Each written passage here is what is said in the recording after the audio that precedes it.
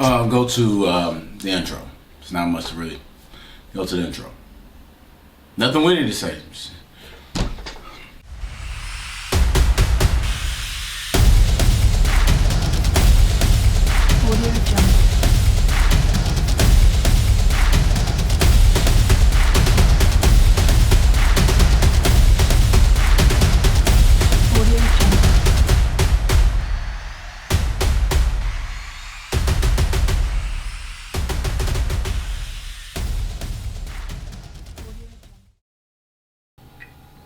I'm going to start off by saying this. This is the most toxic relationship I have ever been in. And I got some stories that involve the police, but I digress. Nothing serious. For all those who are like, oh my God, it's nothing serious. But toxic all the same. The Cowboys are that partner that promise they're going to change. I'll do better. The Cowboys continuously do the same thing over and over and over. And that's because our attitude reflects leadership. Until Jerry humbles himself and steps down from GM and puts a man of great integrity, knowledge, and heart in the position of head coach, this will continue to be a toxic relationship.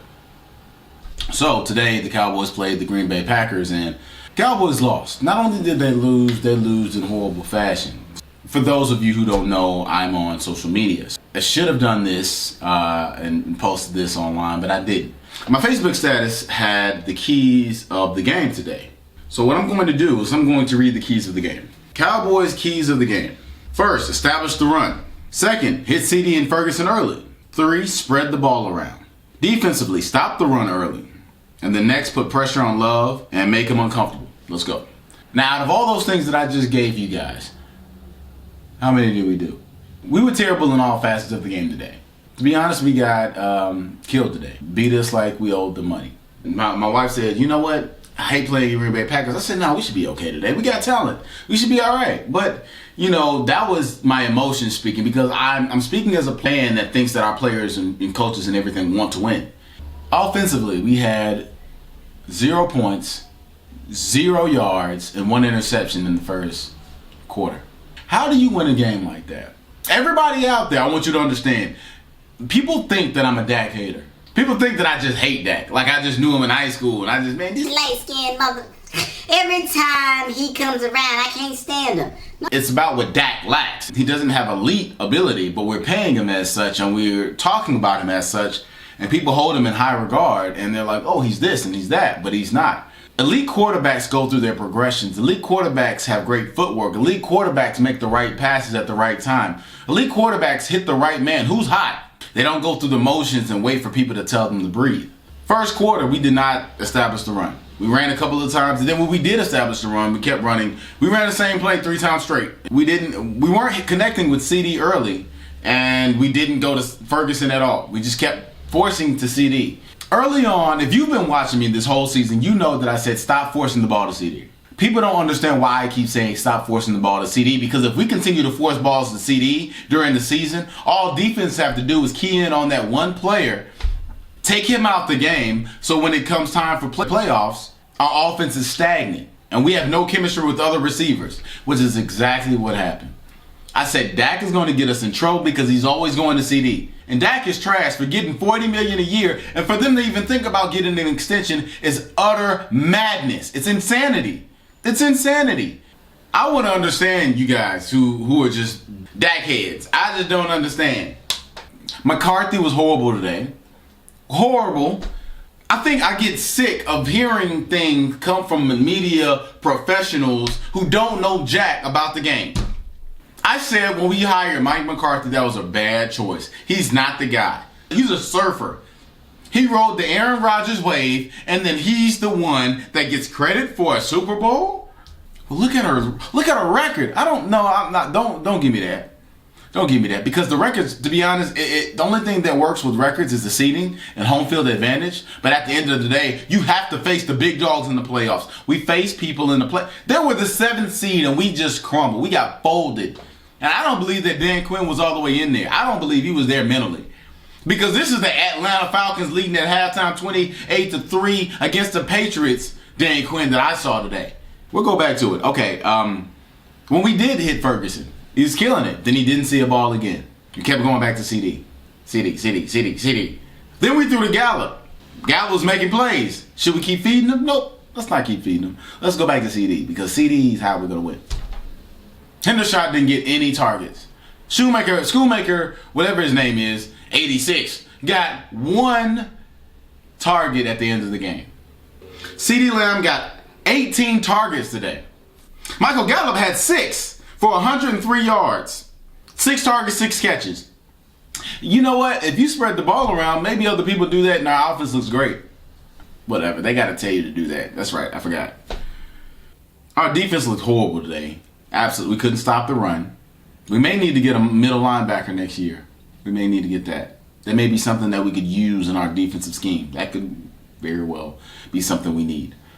It was just bad football all the way around. And like I said, hats off to Jordan Love. He had a great day today. Jones, he had a great day today. And then they had another guy, Dubs. That's what they got today. Dubs. He went off.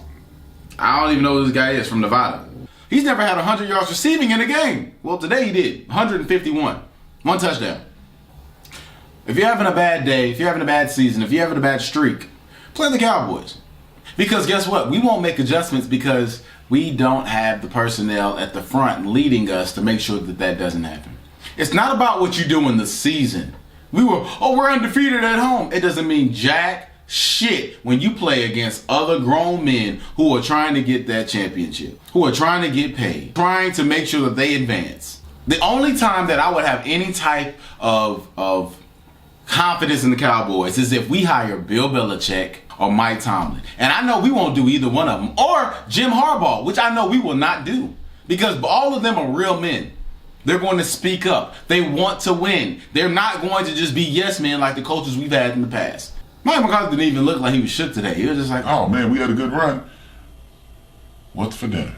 There are a lot of Cowboy haters out there who are extremely happy, and you know what? Rightfully so. You know, we're against you guys are against us. You don't like the Cowboys. Stephen A. Smith, he doesn't like the fans and all that other stuff. Here's what I have to say about that. We're rivals. You guys won. Hats off to you. But if you're not the Green Bay Packers and you're making posts about us, you're a fan. Whether you like to admit it or not, when you post more about us and you talk more about us than your own team, you got a problem. And that problem is you're obsessed with the Cowboys. And that's why we're America's team. Don't you get it? Don't you get it?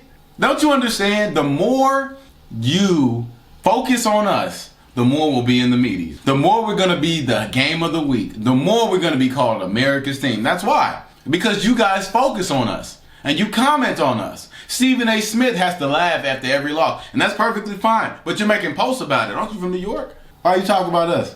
Not everybody. You don't talk about everybody like that. And I know you don't. I know you don't. You love to see us lose. And that's perfectly fine. But that's an obsession that you really got to think about. You have an obsession. I hate when the Cowboys fans. Okay, cool. That's understandable. That's understandable. But you still got to respond to us. You got to talk about us. You can't go without talking about us. I mean, you hate us that much that you love us. I don't know. That's just the theory I'm throwing out there. Great. We had a great defensive year besides today. It was just, Dan did a great job outside of that. I don't know if he's coming back. I hope he does. I think that he dropped the ball today, but overall, great job, Dan Quinn, on a wonderful season. Micah Parsons had a great year. There were a lot of calls that he did not get. He finally started getting calls today.